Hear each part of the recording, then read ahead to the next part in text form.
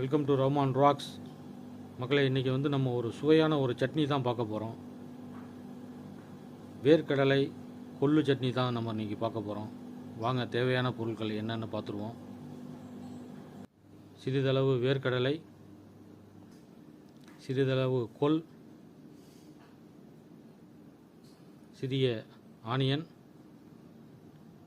பெருங்காயம் தேவைக்கேற்ப, புளி சிறிதளவு, காரத்திற்கேற்ப மிளகாய். வாங்க மக்களே, இது எல்லாத்தையும் இப்போ நம்ம ஃப்ரை பண்ணி எடுத்துக்குவோம்.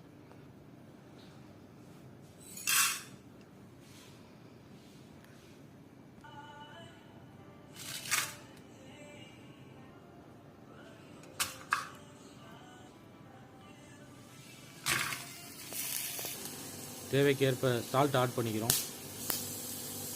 சிறிதளவு பெருங்காயம்,